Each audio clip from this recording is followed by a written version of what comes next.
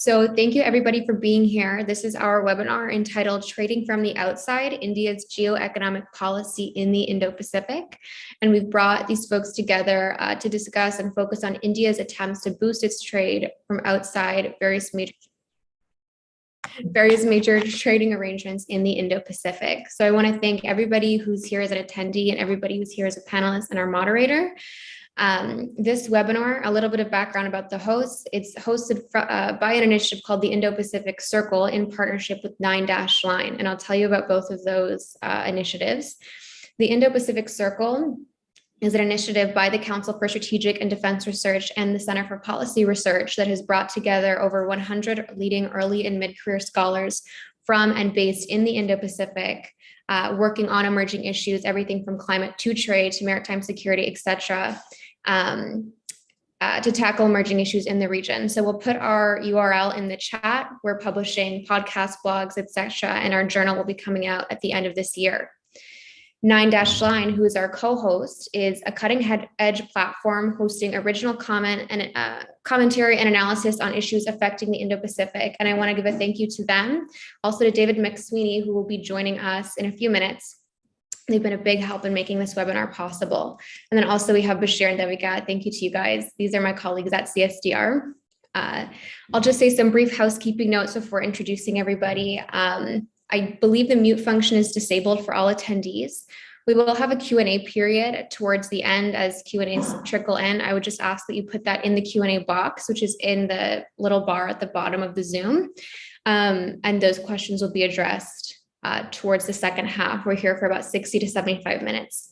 And then secondly, we do have a live stream. I mentioned that at the very beginning, but if you'd like to refer back to this event, we will send that link out as well. So I'll just dive into the introduction. So I'm going to first introduce our chair, who is Professor Gulshan Sachdeva, who is the Jean Monnet Chair and Director of the Europe Area Studies Program at the School of International Studies at Jawaharlal Nehru University here in Delhi. And he is also the Editor-in-Chief of International Studies. He's headed the ABD and the Asia Foundation projects at the Afghanistan Ministry of Foreign Affairs in Kabul from 2006-2010. And his research interests include the European Union, Eurasian integration, Afghanistan, development cooperation, and energy security.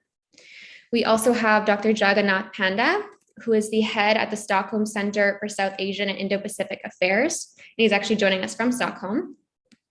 He is also the editor for the ISDP, and in addition to his primary appointment at ISDP, he is the director of the Europe-Asia Research Program at the Yokosuka Council on Asia-Pacific Studies, and a senior fellow at the Hague Center for Strategic Studies in the Netherlands.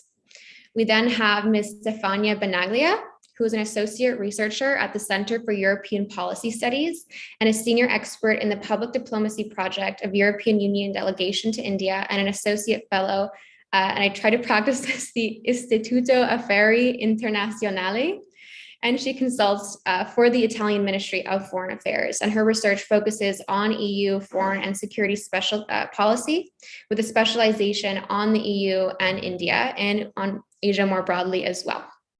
And it's also worth noting she lived in Delhi. I noted that. I thought that was interesting. We also have Dr. Deep Pal, who is a visiting scholar at the Asia program at Carnegie Endowment for International Peace. He's also affiliated with the National Bureau of Asian Research as a non-resident fellow, and his research and publications focus on the Indo-Pacific, Indian foreign policy, and regional security of South Asia, with a particular emphasis on China. He's currently working on a project that investigates the nature and influence of Chinese involvement in South Asian states. Thank you everybody for being here. I see we've had more attendees join, which is great. And I'm going to pass the mic on to Professor Sachdeva, who's going to moderate the panel and open up our remarks. Thank you, Laura. And thank you so much for introducing, the organizations which are which have kind of organized this particular discussion. Mainly you have CSDR, 9-Line, and CPR, and also Indo-Pacific Circle. Now, thank you so much for inviting me and giving this opportunity to moderate such a distinguished panel. As we were just discussing, this concept of Indo-Pacific is still evolving. Similarly, I think the security and economic architectures of Indo-Pacific, or what kind of economic architectures are going to be in the Indo-Pacific, they are also evolving. Although we do have some concrete forums, like, you have Quad, you have AUKUS within the Indo-Pacific. But to me, still it's a narrative, but it's a very powerful narrative. Although we have, all kind of diplomatic jargons, but centrality of this narrative is to build some kind of coalitions, forums, platforms, which can somehow balance the impact of rising and assertive China. Of course, everybody talks about inclusive Indo-Pacific, but everybody has a different way of defining that inclusivity. But within this, whatever the narrative has been there for the last few years now, I think India has become important. Why India has become important? One, of course, is because the important role of the Indian Ocean. And Indian Ocean is a very important component of the Indo-Pacific construct. And second, I think compared to other countries in the Quad and AUKUS, now India is not an alliance partner of the US. Most Europeans and others, they work within the NATO security framework under the leadership of the US. So many of the other members of different forums, what we have now, so whatever happens or doesn't happen within the Indo-Pacific, if there is some serious security issues anywhere in the world, including in the Indo-Pacific, they will come together anyway. We saw this earlier in Afghanistan. We are seeing now in Ukraine. But now there are two broader, I would say, trends within the whole narrative in the last few years, what we have. One is we have this geopolitics of Indo-Pacific. And then we have the whole geo-economics of Indo-Pacific. Now, geopolitics is relatively clear, as I said. But as far as economic architecture within the Indo-Pacific is concerned, and particularly from the Indian perspective, if one look at here, how India would like to, that's what actually we are going to discuss today in this particular discussion. What is India's game plan as far as Indo-Pacific economic architecture is concerned? Because we saw India moved out from the RCEP at the last minute. We also do not see any serious movement with the CPTPP. US is also out at the moment from both. And the fact of the matter is that the geopolitics of Indo-Pacific is to build something to counter rising China. But here what we are seeing is that almost every country in the Indo-Pacific is actually very much part of the Chinese centrality of economy. And in fact, most countries in this region are, the major trading partner is China. So how do we really balance this, or how do we really look at from the Indian side that if we are not part of this RCEP and other trading arrangements, the multilateral major ones, so can we just do it on the basis of, India, ASEAN, or India, Japan, Korea, which we already have, and then the India, Australia we have now? But then ultimately, if this is the broader architecture one has to build, then, there has to be something that when the rules of the games of economic architectures are being framed multilaterally, then you have to be part of that. If major I would say the value chains are being created. And if you want to move those value chains, because, in the last 20 years, China has been central to those global value chains. And if the idea is to move those and some of those value chains away from China somewhere else in the Indo-Pacific, then India has to be part of those value chains. And value chains you cannot kind of construct in isolation. It has to be because anybody who is investing in the region, that company or country would like, that investment has to be interlinked with other countries, other markets as well. So what is really India would like to see the way things are happening? And we have such a distinguished panel to discuss some of these issues. We'll come back to, later on specific issues which are going to be, highlighted by, our distinguished panelists. And of course, if anybody, you can also raise questions. So initially, if I may ask, Dr. Jagannath Panda, if you can, in the next, 8 to 10 minutes or so, if you can just, because since you have been following this region, I think, for so, much before even the whole Indo-Pacific kind of, major issues came. And you have also been following India's linkages with East Asia, Southeast Asia, and in all this part of the world. Because, many of the linkages which we say outside the new construct, they were already there even before that. So there's nothing really to add from the Indo-Pacific, because many of those agreements, whether they were with ASEAN, etc., they have been going on, for so many years before. So how do you really look at this? Dr. Panda. Thank you very much, Professor Sachdeva. It's a great pleasure to have you as the chair and as the moderator of this panel. I also thank Laura for the administrative support, and great thanks for this invitation to CSDR, 9-line and Indo-Pacific Study Circle. Again, great to have also in the panel Stephanie and Deep, two good friends. Let me share my thoughts as Chair pointed out. I think I'll begin by saying that this is a testing time for India, particularly from the economic diplomacy point of view with regard to Indo-Pacific, at a time when India is set to assume the G20 presidency by the end of this year or for early next year. So I think that will set a lot of challenges for India as far as the domestic foreign policy constituencies is concerned, in order to meet some of these economic issues linked with the geopolitical issues in the Indo-Pacific. But one trend that is, increasingly we are noticing in Indian foreign policy for the last 5 to 7 years, or under the current regime over the last 8 years or so, that India is preferring to and willing to connect more bilaterally when it comes to the FTAs or with the CEPA, Comprehensive Partnership Economic Arrangement, with most of the major economies, and trying to take a backseat as far as the multilateral negotiating deals are concerned.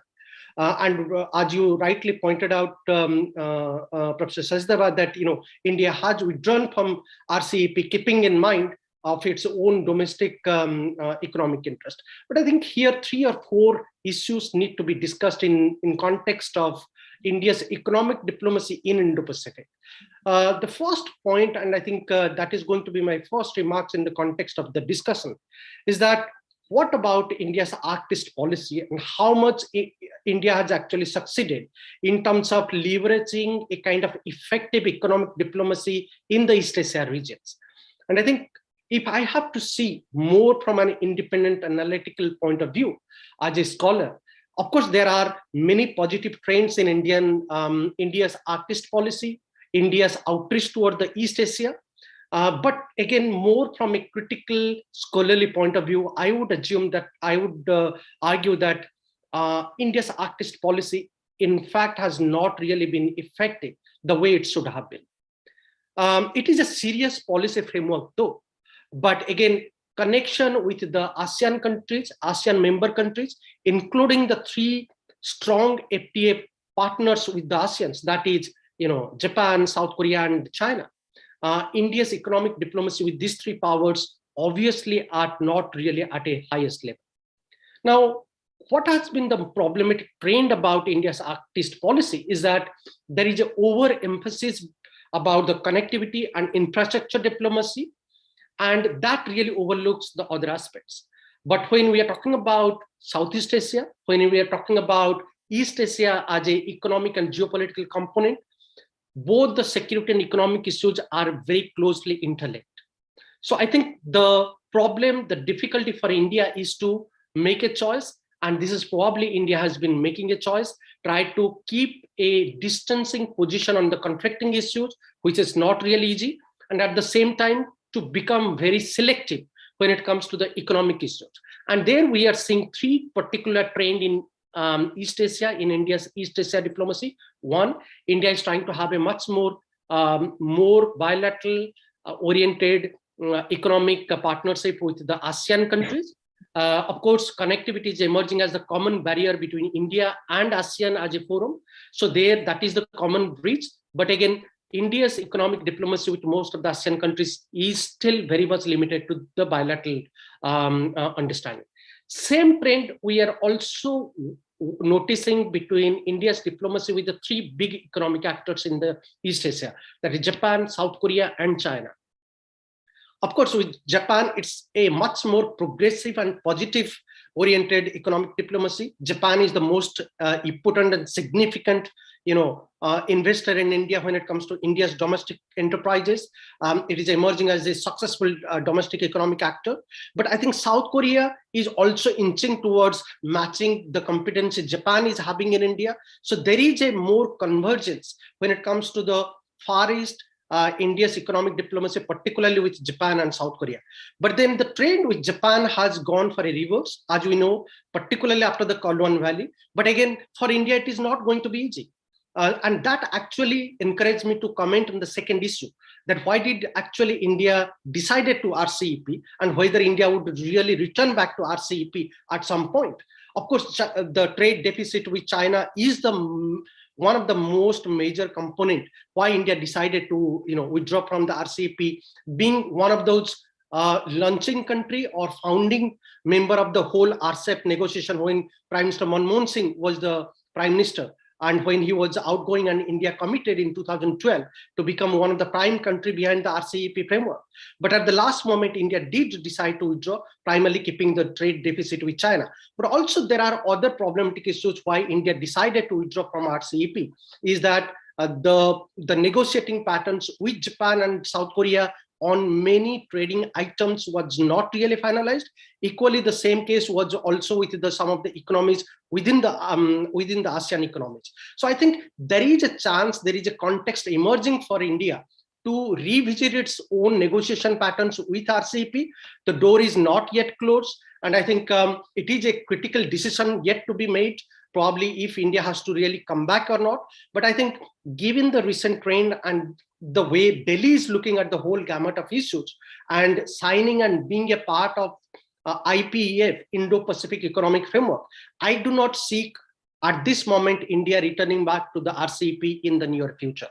So I think India would like to wait and watch for it another 3 to 4 years. And particularly India would like to advance the IPEF, Indo-Pacific Economic Framework, in order to move ahead and all. Then in just concluding in 2 more minutes, very briefly, 2 specific issues. I think India's economic diplomacy in East Asia and also in the Indo-Pacific at a large will also be heavily dependent on 3 other critical issues. One is how India is connecting when it comes to connectivity, infrastructure diplomacy, and maritime connectivity, particularly with the Indian Ocean Rim countries. They are critical to Indian economy, India's foreign policy, and India's future approach to Indian Ocean, as Chair pointed out. So therefore, that will decide a lot on how India's economic diplomacy is going to unfold. But I think there are 2 major decisions India has to make and probably take advantage in the process. One is the BDN process, Blue Dot networks, that has been actually being discussed for a long time. The Blue Dot network between US, Japan, and Australia, Japan, and US has been in the corner for some time.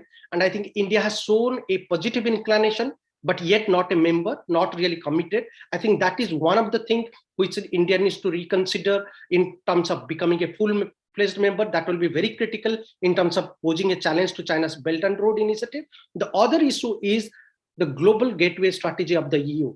I would in fact invite Chair's remarks on this, but from where I do see after moving to Europe is that there is a rejuvenation in the entire EU circuit to connect with India on a different spectrum of issues, including particularly on the quality infrastructure and connectivity issues. And I think global gateway strategy of the EU is going to be one of those issues that India might positively consider.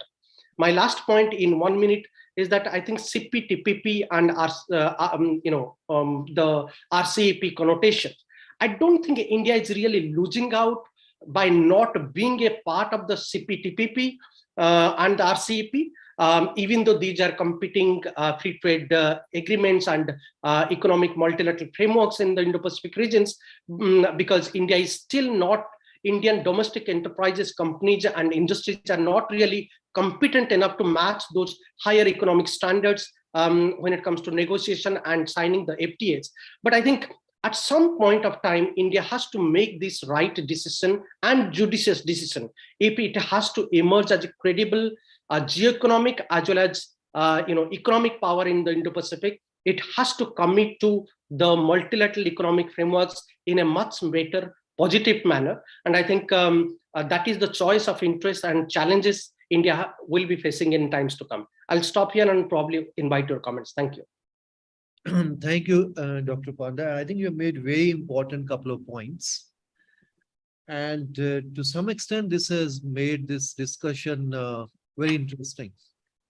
One, you said that, India is not really losing much, being not part of CPTPP and RCEP, because Indian companies are not competent enough.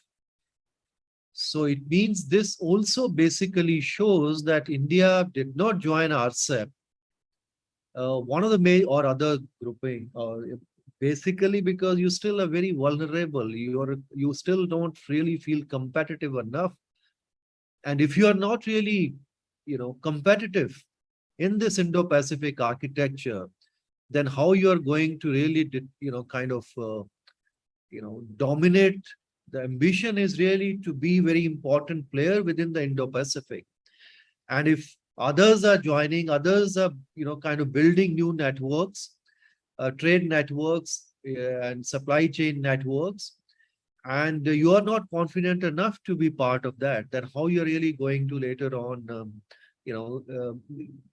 be part of, or try to be really very influential player there.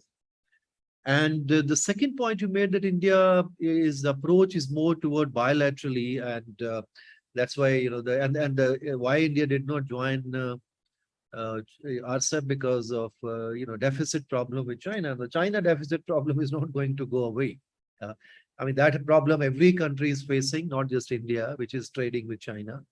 So that problem, if one is really thinking that, unless you have a balanced trade with China, you are not going to join RCEP, it's never going to happen, because that's not the kind of situation next, at least any foreseeable future one can think of till the time. And you're saying that you're not even competitive enough. You're not competitive enough anyway, even to compete, not just only China, but with other members of the RCEP as well. And this Blue Dot network, you said India should take it very seriously. No, I think India, of course, will take it very seriously, but nothing really has happened so far, as far as I know, in this Blue Dot network since it was announced a long time back. It was also something like this, because on this all these connectivity things which I have been following very closely. I mean, Americans also announced this new Silk Road strategy with big fanfare in 2011. Secretary Clinton announced in Delhi itself, in Chennai, in 2011. So many of the things which were discussed in the concepts in the new Silk Road strategy of the US actually later on were picked up by the Chinese. You can see under this Belt Road initiative. But the major difference was that Americans were just talking about this, and Chinese put resources behind that. So that's what the major difference is. So far, again, the thing I can see in the Blue Dot network is, there is very little financing directly coming, from any major players. Of course, you can say you will facilitate this through multilateral financing or the private sector financing, etc. But these are, so one really has to see what's really going to happen in the Blue Dot network. Of course, India would be very positive of these kind of initiatives. We'll come back to, you have made very important couple of points. And there are others also. I'll come back. I don't want to take much time at this point of time. So maybe if I now invite, Dr. Stefania Bengalia, because Dr. Panda also referred about global gateway strategy of the EU. I don't want to, come in at this point of time. As I said, Stefania is coming, and she might really touch on this, connectivity part, particularly from the EU side.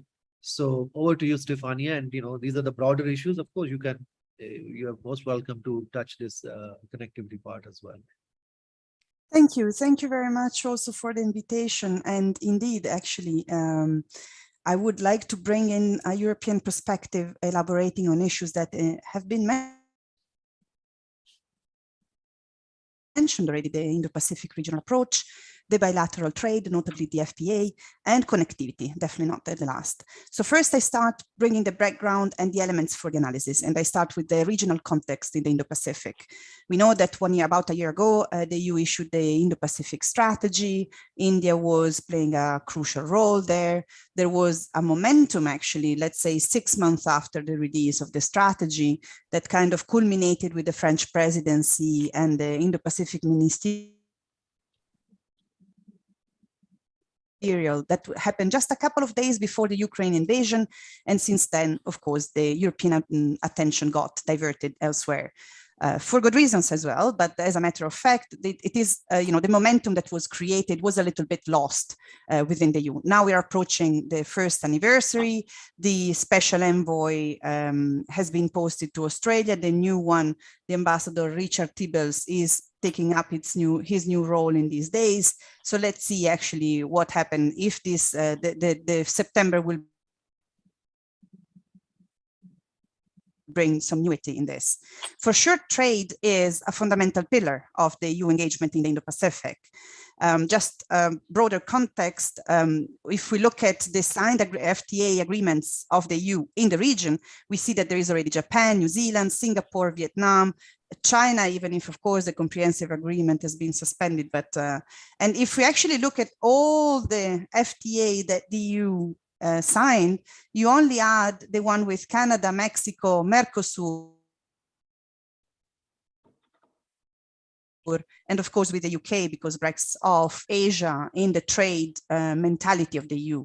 And even more, this is justified if we look at where the EU is currently negotiating FTAs, which is with Australia, Indonesia, and obviously with India. So going a little bit deeper on the EU-India trade agreement, in 2021, the agreement was relaunched. Last June, we actually had the first round. The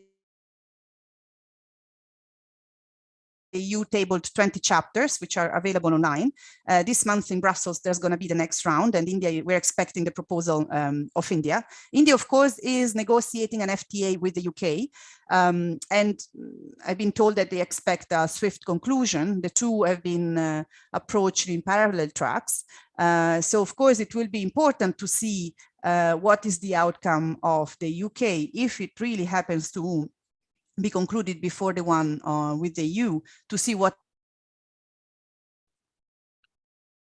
has been actually the agreement there. Another very important point is the Trade and Technology Council, which was established all of a sudden last April during the visit of the President von der Leyen to Delhi. And this is the second of such council that the EU signs. The first one was with the US, and they are in discussion with Japan. And the approach would be somehow to bring the three in a coherent way. And it is this council, which we know still quite little, the specificities of what will be the nature of the EU-India Trade and Technology Council. We don't know much about it, but we know that it is to develop key future technologies. Now, this is, of course, extra crucial because key future technologies are the future of, of economy, of democracy, of defense. So this actually is a very, very important Trade and Technology Council that, of course, fits in the context of the FTA. They need to be seen one next to the other, which of course, again, needs to be seen next to the Indo-Pacific approach. And of course, needs to be seen in the context of the connectivity. The connectivity approach of the EU, of course, had connectivity in its own DNA. I mean, we as European have first experienced connectivity within our borders. That's how the EU got created, but it was only through, the Chinese showing that it can indeed be a foreign policy tool that the Europeans woke up with the and understood the added value of such a foreign policy tool. And now they're actually in the process of understanding how to make it happen, because this is indeed a tool with great potential, but it needs to refocus entirely the way EU conducts its foreign policy. Of course, the EU signed a bilateral connectivity partnership with India, which is very important because there's, it unlocks a lot of, it helps identifying projects with potential. So it really is important, but of course this sits even with more important in the context of the Global Gateway, which has been mentioned already, because this provides the opportunity for both partners not only to work bilaterally in their territory in the region, but also to work in cooperation in third countries, so notably of course in the Indo-Pacific. And there's also the potential of connectivity with third partners. Let's think, for example, Japan. Of course, we have the US that issued its own connectivity partnership, but is connectivity strategy, but is still, we have seen too little implementation in that to actually speak about it, but we can speak certainly about the Japanese strategy for connectivity, which is rather advanced in the Indian context, and that could, potentially also lead to a trilateral cooperation with Japan. So now that the elements are on the table, a couple of considerations of what to do with these elements. So first of all, regarding the Indo-Pacific, of course, the EU strategy is rather, has a degree of similarity with the Indo-Pacific, the IPOI, the Indian strategy and the initiative. So, but this commonality is actually not that much studied. So the one takeaway, one easy, takeaway could be simply to find a way to merge and to find the commonalities and to work on those commonalities. There are a number of track 1.5 maritime security in the Indo-Pacific initiatives. So this could indeed just look at how to concretely bring these initiatives forward. And this would also work in, refocusing the attention back into the Indo-Pacific for the Europeans, which I think it is, high time. The second point is on the FTA. The FTA, of course, has a lot of potential, but it needs to address somehow, and actually I don't have the answer to this question, the trust deficit. The trust deficit, which is in two-ish areas. The first is a little bit the lasting issue of easiness of doing business with India, but that can be relatively straightforward solved. But the sectoral brackets here, a little explanation, of course, with what is ongoing. It is safe to say that the EU-Russia relations are broken and it will need some time to be mended, if ever, but of course, I hope that they will. At the same time, India is having ambivalent relations with Russia. And of course, I'm referring to the sustained increased oil import, but also, the participation, for example, these days to the Russia's military drill in Vostok, which, so there is a growing fear in the Europeans that India might actually use the FTA as a backdoor to circumvent sanctions on Russia, which is a little bit what has been the fear with the oil import. So here we need to tackle and to get reassurances that this is not going to happen, because this can actually hamper the whole process. And then actually ending on a more positive note about connectivity, because the main goal is, of course, the main goal of connectivity is to identify projects with the highest potential that can create this famous innovative public-private relation where the public identifies the strategic priorities and the private provides the solution. And here, just to provide a little example on why just to prove how important this is, in 2020, India received only the 2% of the overall renewable energy capacity investment, as opposed to 23% for the EU, because international investors say that there are not enough investable projects. And now this is exactly where connectivity comes in, because the point is to identify this investable project. And it is easy to imagine how the combination of the connectivity partnership that facilitates the identification of these investable projects and the FTA that regulates and facilitates the business exchanges can really have a huge potential to boost the geopolitical relation between the two parties. And on this positive note, I'm stop and I'm happy to answer any questions. Well, thank you. Thank you, Stefania. For kind of describing and outlining what the European, engagements are in the Indo-Pacific region, and particularly on the economic side. Now, this has been quite clear from, if you look at, different strategies which has come from Europe on the Indo-Pacific, whether coming from individual countries, from France, Germany, Netherlands, or strategies, approaches, or from the EU strategy itself. One thing is that, they have clearly recognized that this is an area where there's going to be a lot of economic activity in the coming decades.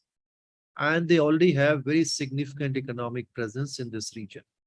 And they would like to preserve that or even increase their economic presence here. And all the things what you have outlined, whether these are connectivity strategies or FTAs with different countries, these are part of those strategies.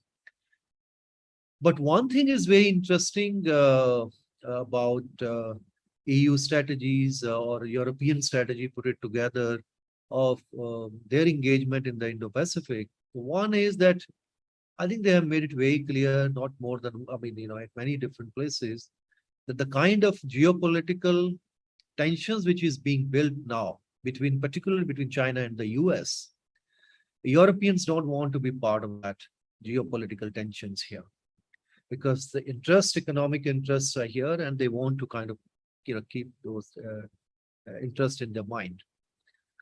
And the second thing is within the European construct, now this is again has become very clear that China is very much part of the Indo-Pacific economic architecture. So they don't really look at, Indo-Pacific economic architecture construct minus China.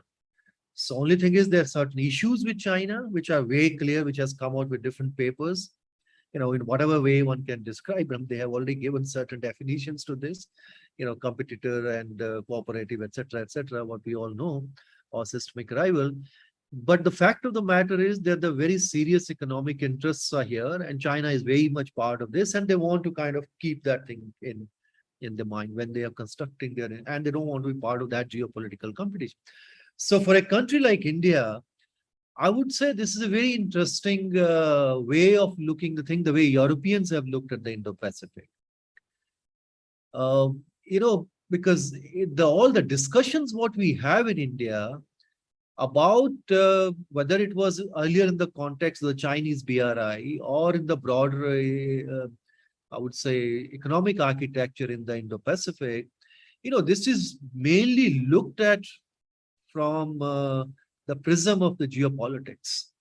It's dominated by geopolitics broadly so far.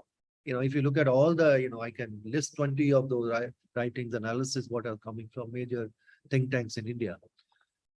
So the Europeans are looking at it very differently.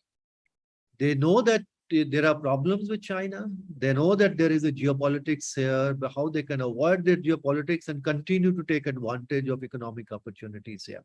So there is a different model of dealing with China and having their interactions with the within this Indo-Pacific region.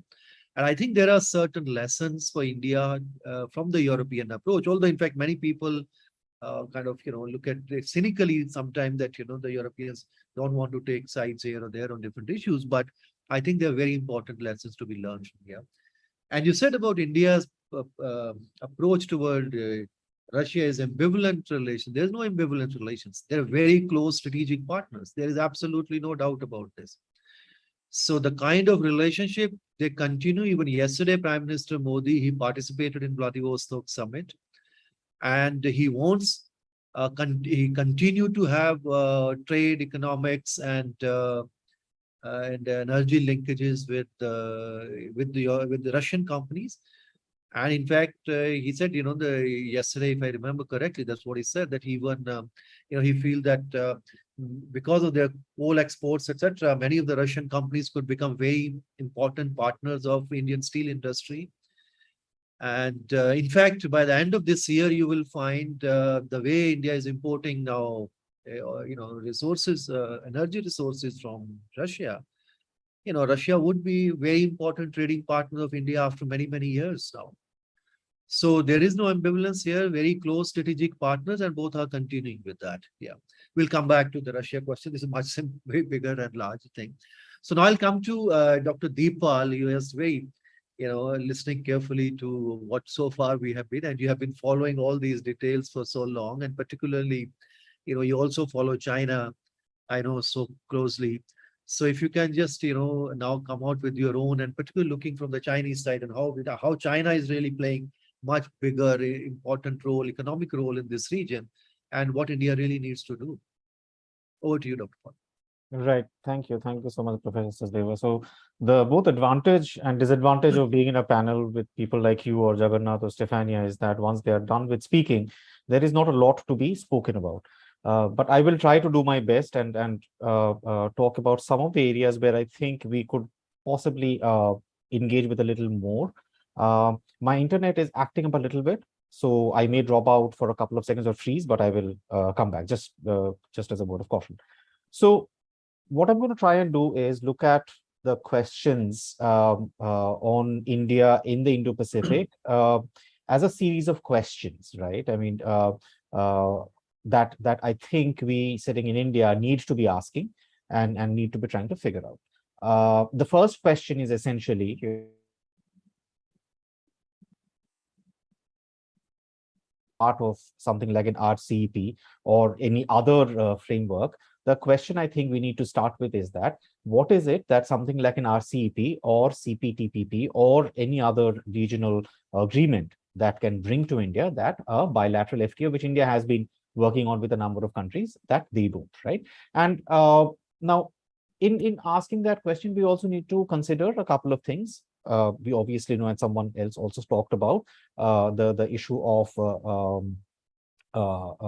trade deficits, right? Which is not just India's issue, but issue across the region, the trade deficits with China. What India needs to consider, and which has been a large part of the consideration throughout, is that India is not a manufacturing country like many of the countries in RCEP or regional agreements. India is a huge domestic market, right? And that is a consideration that has always been a part of these negotiations or these thought processes, as well as it is something that will continue to be very, very significant, both for India and for the countries or the country or the group of countries that India negotiates with.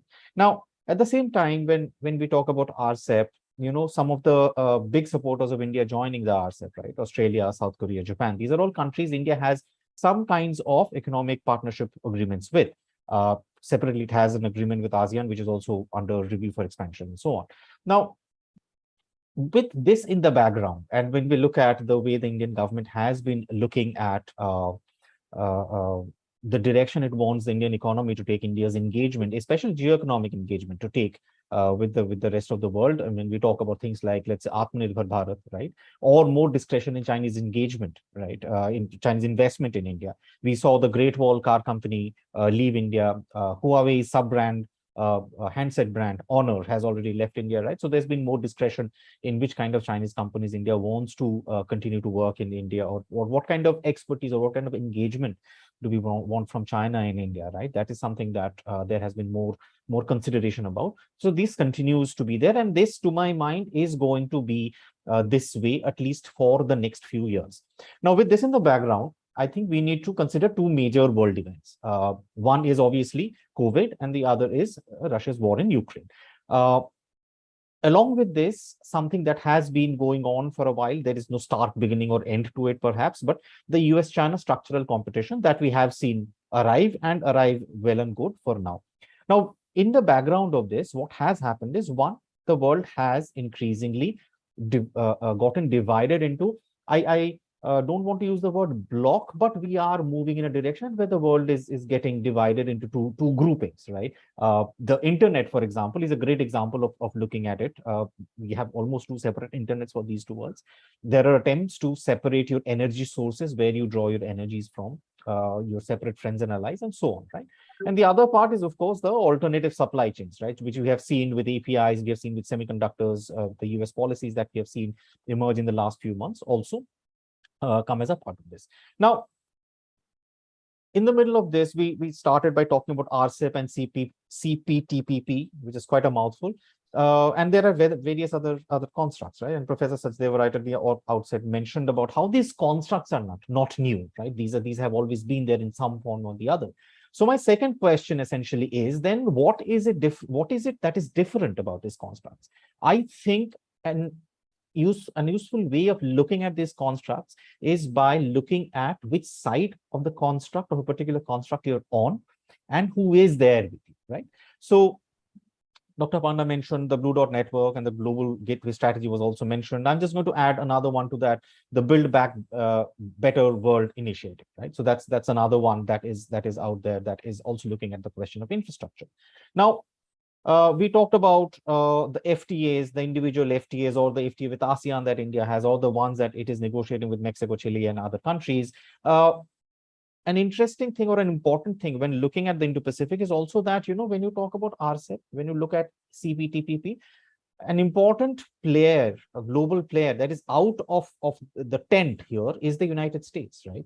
And if we look at the way the Quad has been operating over the last couple of years, for sure, we first saw the engagement on climate, on vaccine partnership,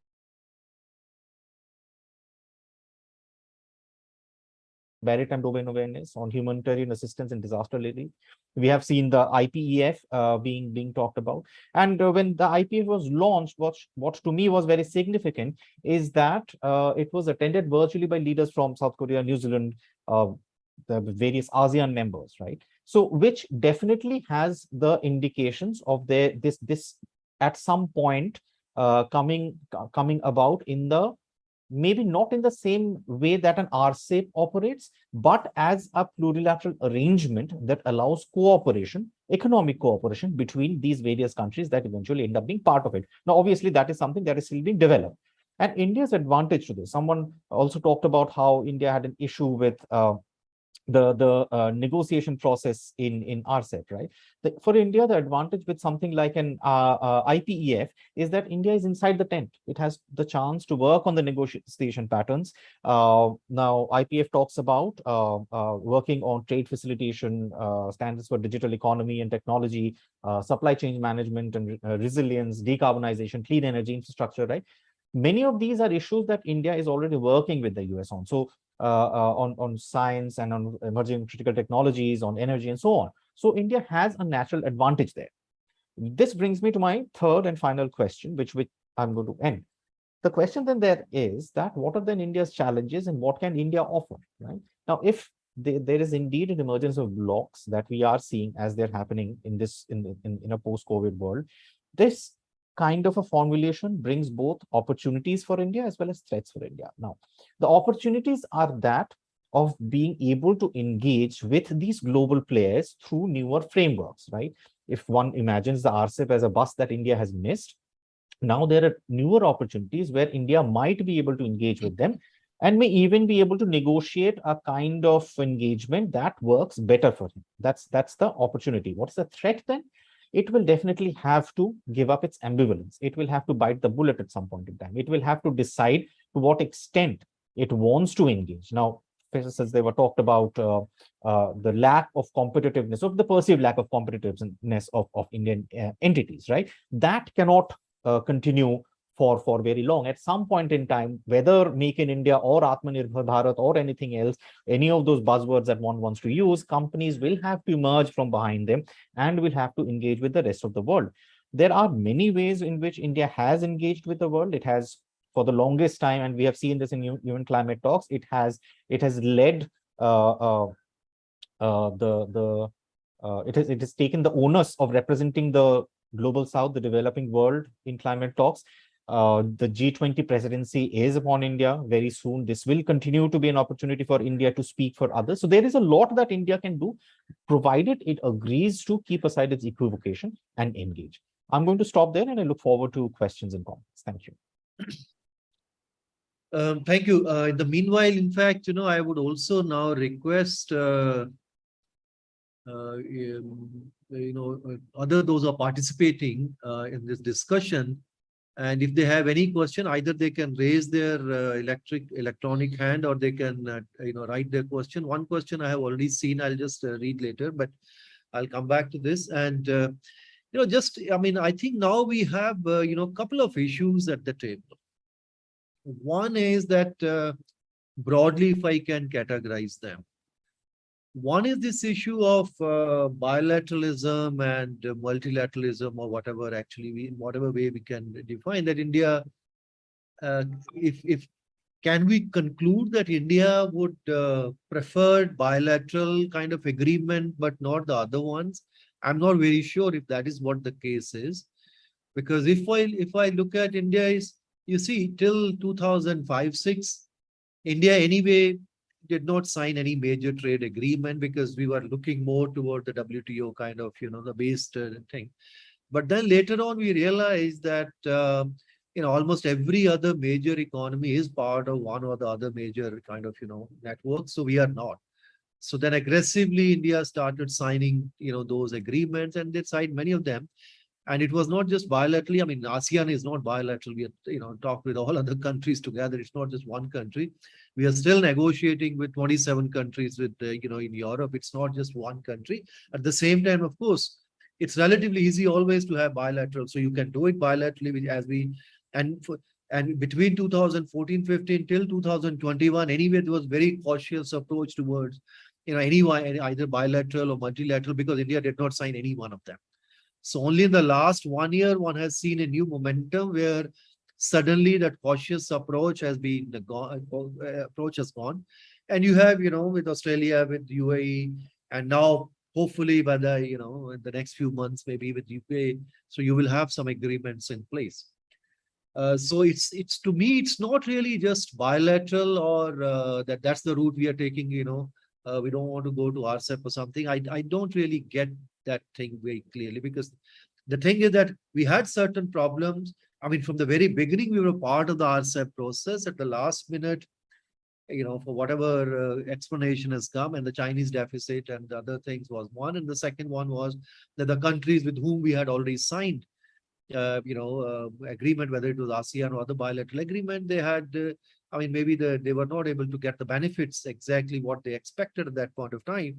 So there was total rethink just at the last moment, not just because, many people were just hoping that India would sign, but at the last minute, something happened and did not. And now, in fact, I am getting from, from Jagannath and others that India may not rethink at least in the near future, joining RCEP. If that is the case, then we have to really look into this, because deficit, as the problem would be there. But I think the deficit problem, particularly with China, but the issue of deficit was much serious, I would say, 15, 20 years back, 25 years back, because now I don't think, you can look at any bilateral trade agreement only just on the basis of certain mercantile, deficit. Because if that is the case, we don't have any deficit with the European Union. Why we have taken so long not to sign that agreement? Negotiating from 2007, trade is balanced. Why we haven't signed, for 15, 20 years? 15 years have gone. So deficit is obviously not the major issue as far as I'm concerned, because you have, more than 500 billion foreign exchange reserves. You can get investment, you can get from different sources. Yes, deficit, it's always you would like to have also balanced thing, because you will also like to send, but that again depends on your comparative advantage with certain countries you may not have comparative advantage really to always have surplus, but with others with different kind of things you might have. So you have to overall picture what you really have to see how you are integrating with the global economy. So there's one question. I'll just come back again. I mean, there are one or two questions here. One is this question from Madhu Wanthi Palanipam. Given that Australia and India have considered data localization, when US continues to be against adopting such framework, how do you think states can build consensus on technology-related issues in the Indo-Pacific? And the second is India has committed to augmenting its renewable energy capacity, 50% of domestic demand at COP26 by 2030. At the same time, this is a question from Maknoon Wani. At the same time, it has acquired coal mines in Australia and has been importing enormous amount of cheap crude oil from Russia. How do you think the Ukraine-Russia conflict has incentivized fossil fuel imports from energy-efficient countries like India? So these are questions which you can just think. I mean, if you can, any one of you can, although these are broader questions which we haven't really touched so far on renewables and others, but you can definitely reflect on these two questions. But participants can also ask specific questions here. No, I was just going to ask something. Yeah, on this connectivity I mean, this is quite clear that now connectivity is going to be important part in the next 10, 20 years. Or the next phase of globalization, what we can call it, that this is going, particularly in the Indo-Pacific region. So how we are building this connectivity within the Indo-Pacific region, what kind of design we have. The Blue Dot Network, you have mentioned, Dr. Panda, that's one way. And within the Indo-Pacific economic framework, now this is again very interesting because that's the only thing which has really come out in the last few years that yes, it's not just RCEP, it's not, other grouping, what is that? CPTPP or others, but we have a now separate new thing, new animal called Indo-Pacific Economic Framework. So it's good to be part of that, but obviously the ambitions of Indo-Pacific Economic Framework are very different. These are of a very different variety. But compared to, say, country like India and the US, other countries which are part of Indo-Pacific Economic Framework, they are also member of other groupings anyways. So for them, this is add-on. So they're all members of RCEP. So within that, if you can add something extra to Indo-Pacific Economic Framework, that's good. I mean, there's no harm to be part of that, but that's not going to be an alternative to RCEP for them, because whatever they can gain from RCEP or from other groupings, and then you can add also Indo-Pacific Economic Framework, but that's not the case for India. So you cannot really replicate whatever is already being done for the last 15, 20 years, all the things which have been built within that architecture in RCEP and earlier, Trans-Pacific TPP, and then also from, later on the CPTPP. So they have been building that. Now, over and above, you can build Indo-Pacific Economic Framework because here ambitions are very different. So to me, that cannot be really an alternative to things which are going there. If you can have, so for other countries, it is relatively easy to be part of the Indo-Pacific Economic Framework. Now, the question is if US and India are both not part of this, and the way the US administration, particularly the Biden administration's now approach towards trade agreements is that they are not really very keen to sign new trade agreements anyway. So you don't really see they are Americans coming back for any trade agreements in a hurry here in this Indo-Pacific region. So India is doing it a little bit bilaterally. Americans are out in the meanwhile, China has already built it. They are also even keen to join your CPTPP, and even the UK is interested there, and Koreans are interested. So they are interested in there also. So you can, how do you really look into this? Can you, Dr. Panda, can you just look into this a little bit? I mean, since you have followed so very closely all these issues. Thank you, Professor Sachdeva. Let me comment on some of the specific issues and also bring my own thoughts to the whole gamut of discussions and issues that we talked about here. I think, let me comment first on the IPEF, Indo-Pacific Economic Framework. If we see in the structural terms and conditions, IPEF is a combination, or let's say some kind of adjusting outcome of both RCEP and CPTPP. Since US was not a part of either of these trading multilateral mechanisms, RCEP and CPTPP, and India has decided to withdraw from RCEP, and India was never a part of the CPTPP or TPP. The earlier version is TPP. So IPF provides a common ground to the major economic and democratic countries, to India and US, to collaborate with each other. So to that extent, it creates a little more convenient multilateral platforms for discussions with countries with the major trading economies like Japan, South Korea, including some of the Asia-Pacific economics from the ASEAN regions and Australia and all. But I think here we have to also remember one thing, even though in the IPA, we are talking about that there is nothing called negotiation per se. But if you read the joint statement of IPEF carefully, it talks about collective discussions towards future negotiations. So that means it is not going to be entirely different from RCEP. So that brings the challenging task for India, that today, yes, like RCEP, India has been a founding member or a part of the IPEF framework. But at some stage, India has to talk to those countries if IPF has to go ahead, and India has to be a part of this integral part of the IPF process. Now, if we talk about the more details, the undercurrents of the IPF, there are two gamut of issues in IPF. One are more thematic issues, which are more Indo-Pacific centric.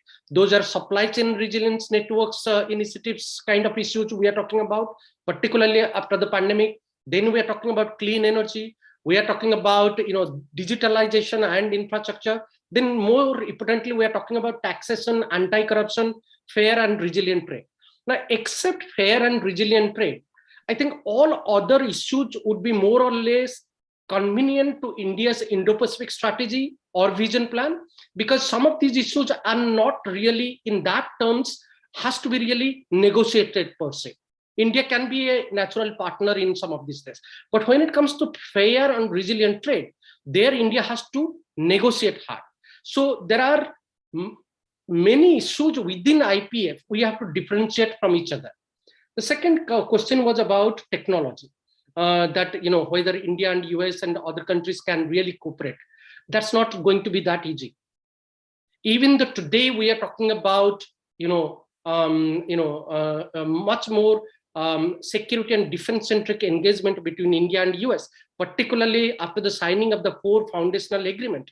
But we should be mindful about the fact that sharing critical technologies is such an issue that you need to also care for the data and the protection rights of the data. And I think India is not really a kind of power which really give a kind of a authenticity or a kind of a backup plan for the protection of the data when it comes to critical sensitives. And there we have also differed with a country like Japan during the Ichimasan negotiations, during the G20 negotiations a year or a couple of years back. So I think that aspect we need to keep it in mind, that even though we are talking about closer Indo-Pacific partnerships, that is the reason, in fact, why AUKUS in many ways was only restricted to Australia, UK and US. And why Japan was not really, brought into the AUKUS, because of the technological sharing sensitivity idea.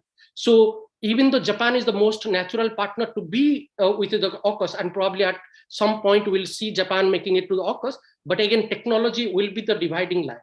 2 other small points. One is on the connectivity that Professor Sachdeva pointed out. I think here there are 2 issues we are going to see in Indian foreign policy in terms of future engagement.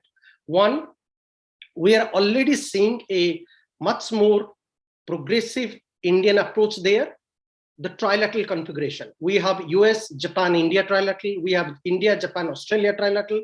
There are many other European-centric trilateral that India is talking about. So there are a whole gamut of trilateral frameworks India is trying to talk to many countries. So both geo-economic issues and geopolitical issues will be a part of that process, and India will be talking about connectivity infrastructure planning in Indo-Pacific with regard to those trilateral frameworks. The other one is the minilateral frameworks. What we are seeing that even though there is Quad, just 3-4 months back, we talked about a West Asian Quad or a Middle East Quad, where India, US, UAE, and Israel became a part of the new Quad framework. And this Quad is not for India anything per se entirely limited to the security issues or political issues. This is also very economic oriented, because UAE, United Arab Emirates, is a critical economic partner for India. If we talk about the Indian diaspora there, they contribute a huge to the not only the bilateral ties between India and EU, but they are actually the connecting bridge when it comes to the supply chain networks between the Middle East, or let's say between EU plus Middle East and India-centric engagement with the regions. The last point is about China that we did not discuss in details. I have held this view for last 2 to 3 years, particularly after the pandemic, and I have written about that. All we are seeing at this moment is a very temporary emotional reaction to China. And this is what we have seen, that the way the Chinese have behaved during the pandemic, particularly on the on the supply chain when it comes to vaccine and other issues, and the way they have taken the political stand about COVID-19, including their behavior towards India and Australia and some of the Southeast Asian countries, including Taiwan, which is a small island but a major economy in the region. I think there is no escape from engaging with the Chinese economy. We will see a rejuvenation of the Chinese economic planning, because the future of China is not really the party-led future. It's the party-led economic performance of China that is the future we would be talking about. So I think the Chinese economy will be ingrained and very closely linked with the Indo-Pacific economy. I am doing currently a project with the Japanese think tank, and there I could share with you, it's a major corporate house in Japan. They have almost 3,700 employees in China. But even though after pandemic, the Japanese have been very critical toward the Chinese, they have not really shut down their business. So I think this kind of engagement will only has to be rephrased after the pandemic, and there is no escape of re-engaging with the Chinese economy. Thank you. Thank you. Sorry, there's a lot of engagement now, but we have only about the maximum 10 more minutes with us. So can we now ask Dr. Deepal, because there is a direct question on this blue.net, particularly on this one, BRI, because the question is from Anurag Mishra, that blue.network, then the B3 World Initiative, then the Indo-Pacific Economic Framework, but the BRI still remains the boss. So where are the democracies lacking is the question. And the second question is from Dr. Datesh Parulekar. Can we brainstorm on blue economy strategies clustered around the framework for maritime-based industrialization, urbanization, connectivity, capacity, maritime expense, can the foster? She Dr. from Goa University. So you might have seen this question already. So this is about how do you bring really the blue economy discussion into this.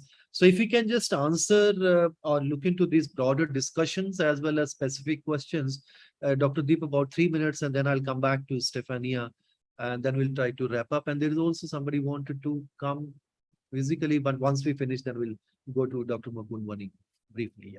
Right. Thank you. Great questions, and let me start with the conversation about blue economy.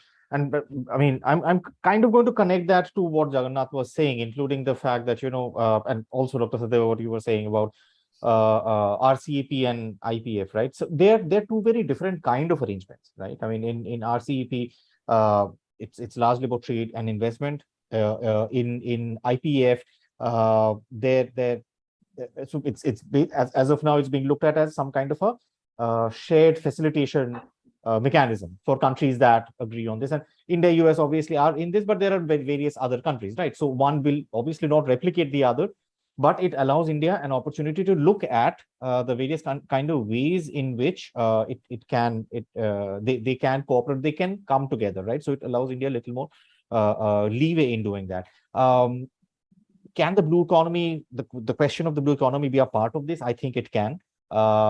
The advantage again being that the IPA is at a stage where it can be made into a lot of what maybe India, maybe US, or maybe other partners want it to be, right? The reason why something like an RCEP or a CPTPP does not possibly work for the US is also because there is far less appetite for concessions that may come from the US, right? This is something that has changed in the US in recent years, and again, this is not something that I see going back anytime soon.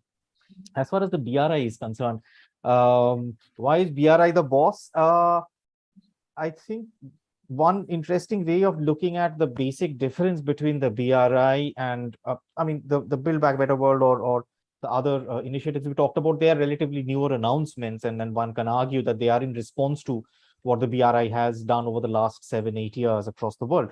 But why is it that other countries have not come about in the same way to help infrastructure development in the global south or in developing countries? Now, one reason for that is the model in which China has operated is very different from the model in which democracies, as the question points out, democracies,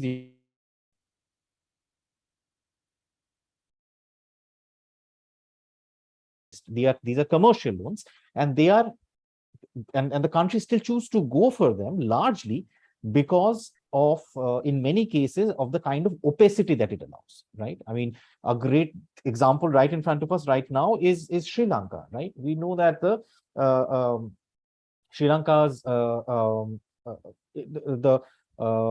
foreign debt to GDP ratio, in Sri Lanka's case, less than 10% is Chinese, right? But at the same time, what has happened over the last many years, from the time that the Sri Lankan economy was needed structural interventions, is that the continuous inflow of Chinese money and the building of Chinese projects, including like the Hambantota port or the Matala Rajapaksa airport. We have seen those are projects that got made. So there was Chinese money coming in, there were projects that were being made, but they were not of any use. They did not have any economic reason, economic logic behind it, right? So it allows regimes in many cases to continue to behave as everything is well without actually contributing or supporting the local economy. Now, that is something that is when one looks at the BRI, that is one of the negative ways in which BRI has been attractive to countries, to regimes that like opacity. But there are also positive reasons why China has succeeded with BRIs, whether other countries have not. Chinese are far more pragmatic. They go to countries and they say, you know, what do you want money for? What is it that you want, right? They go to countries and they understand the politics of development projects. They go to countries and say that, you know, we can help you build a project in time for the next election, which immediately becomes very attractive to a political leader, right? So there are various reasons for this. But when one says, you know, the BRI is the best thing that has happened to these countries with infrastructure, one also needs to look at not just the economic, but political and various domestic and various societal and various other kinds of impacts that Chinese engagement or Chinese money leaves in these countries. So I think it needs to be looked at a little more holistically, not just in terms of the bridge that has been built or the highway that has been created. Thank you. Now, you know, the last word is for Stefania. So all the discussions, all the questions now you have seen, so you can just respond in the next 2-3 minutes, whatever you want to pick up out of this. I guess there's a large number of issues, but time is limited, so you can just pick. Yeah, sorry, it was. I just want to note, we do have like one question from the YouTube live. It just says, given the aforementioned concerns about Russia-India trade and the potential for this to circumvent sanctions, just how problematic might this be for India, EU, UK trade negotiations? We can have maybe 5 to 7 minutes left, and then we'll just wrap up. All right. Okay, so Stefania, you can also look at this if you can. Yeah, so I start with this one. Well, the thing, honestly, is going to be a matter of trust. And we have seen, and of course, I mean, when it takes so long to appoint the lead negotiator, this is obviously a message that you're sending. And these things don't happen by chance. It happens because they want these things to happen. So this is what I am afraid could happen in the future as well.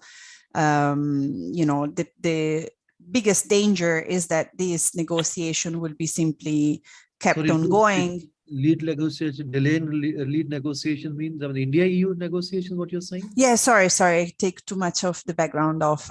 So the negotiations were officially, there's big why, and they've been relaunched last May 2021, and they actually sat down to have the first round of discussion in June 2022. So we have 13 months of time between the official launch and actually sitting down and having a discussion. Now, the EU proved that when they want to make something happen, they can make it happen at a light speed. Maybe not absolute light speed, but they can make long time made short. If it took 13 months, it means that there was still questions behind the willingness to take this issue forward. And I'm afraid that this is speaking about this as well. I mean, the lack of trust, I guess. Are you also linking this with the Russian war somewhere or what? I think it would be naive not to link it up. It was started later, actually. I mean, sorry? But, when they agreed in May last year and it 6-7 months, I mean, war started 6 or 7 months later. Of course. I'm not saying that one thing is not 1 + 1 = 2. I'm not saying that it was delayed because. So you are thinking that there is certain link. Okay. In the back of the mind, there is, for sure. I mean, if this could have been happening in January, February, it happened in June, and maybe this couple of months extra might have played. Again, these are kind of like sensitivities. The biggest sensitivity will come when we have the discussion in the parliament, because that, as we have seen, I mean, the parliament, even if they are not negotiating, they have a big power there, the decision-making power. So it needs to, the right context of this FTA needs to be set up for the negotiation to go smoothly, because there is a concrete risk that finally, the negotiations are concluded, the political agreement is reached, and then it is breached by, it is not adopted at the end stage. So this needs to be very carefully discussed and very carefully addressed to make sure that, this is not happening. Second point, very quickly, is the question on the tech coordination. There was this question on tech coordination. To me, it's relatively, if we look at the Trade and Technology Council, which again is bilaterally always EU-India, but is also bilaterally EU-US, and it is bilaterally EU-Japan. But US, EU, India, and Japan are 4 actors that have a lot of coordination amongst them as well. So this is actually a very useful forum to discuss these issues as well. Even if these are all set up in bilateral form, it doesn't take much to make it actually a consultative forum, because you do have the background. And a little bit longer answer on the connectivity issue, of course. I think it is, the Chinese way of conducting business is simply not a model that we want or we can, but most everything, if we want to replicate. Why, and on this I talk about the EU in particular, why the EU is taking some time to understand how to unfold these connectivities, because they really need to rethink the way they conduct foreign policy financially. And this is not something that you do overnight, for sure. What I mean with this, going a little bit on the technical way, so far, what was the way to conduct foreign policy, the implementation of foreign policy, is to identify projects. The EU pretty much puts money on it, and you have the member states that replicate the same money model. And then you have the private sector that simply implements, but in a very, top-down approach. So there was not very much a dialogue there. It was simply the EU putting most of the money or the public sector putting most of the money and the private sector doing the minor part in there.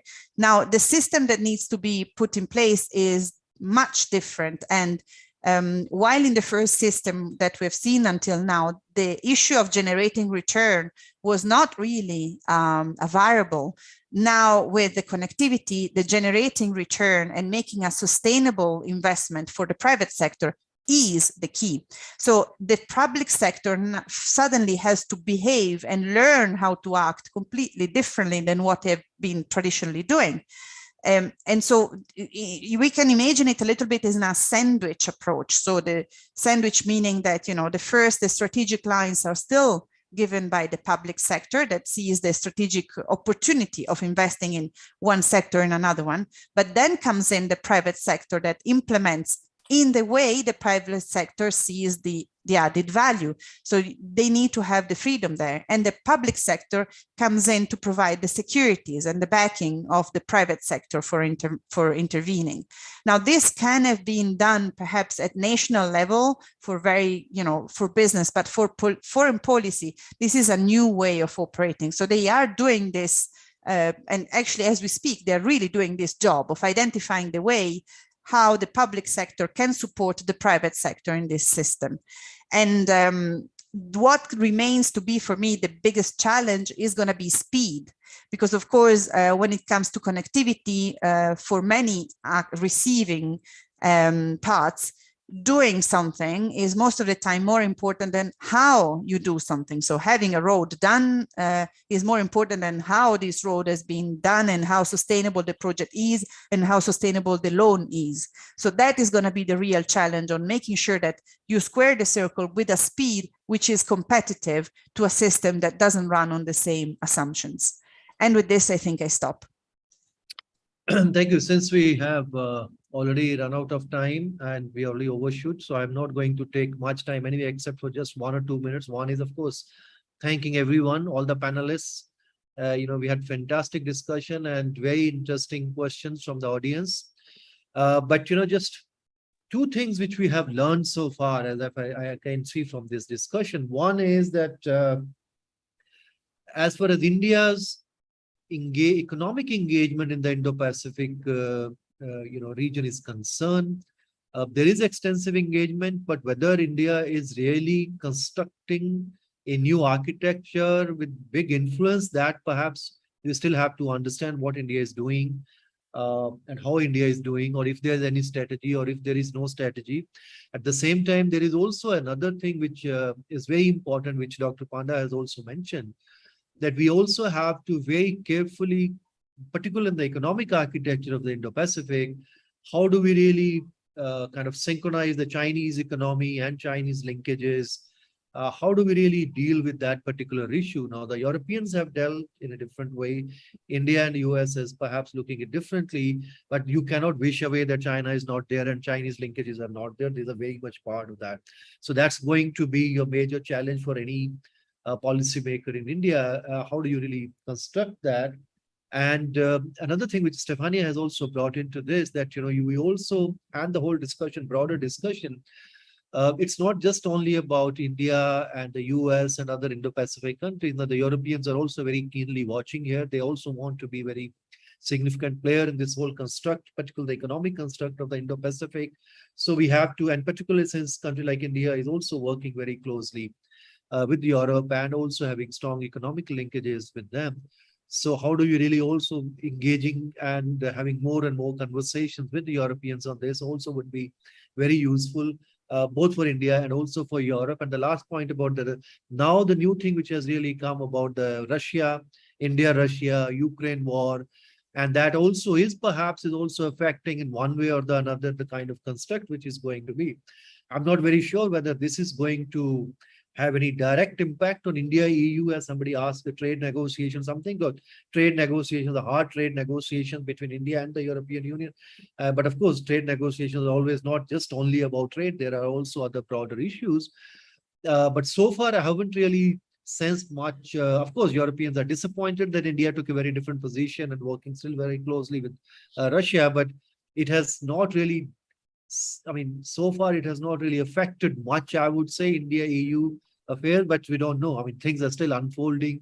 And so one has to be very careful about those things as well. So one has to keep following all these development and see. And I'm really thankful that, we had this discussion because specifically on this, India's role, not part of some of those grouping, but still want to be an important player within the Indo-Pacific. How do we do that? And I think maybe this is the beginning of this kind of discussion, which we have to really follow it up with much more research and discussions. Thank you. And over to you, Laura. Well, thank you so much, everybody. Our chair, Professor Sachdeva, and our panelists, Dr. Powell, Ms. Benaglia, and Dr. Panda. I want to just thank 9-Line again, David McSweeney and our colleagues there, as well as CSDR and CPR. And this live stream will be on CSDR's YouTube, and it will also be on the Indo-Pacific Circle website. I don't have much more to add on top of it. I want to apologize we weren't able to get to all of the questions, but we had a lot of really amazing engagement and discussion. And indeed, I hope that some of the points were brought forward are followed up here in the work and research of both our IPC members, you folks. I don't have any more to add. I just want to say thank you. Thank you. So all the best and goodbye to all of you. Take care, everybody. Have a great day. Yeah. Thank you very much. Bye. Bye.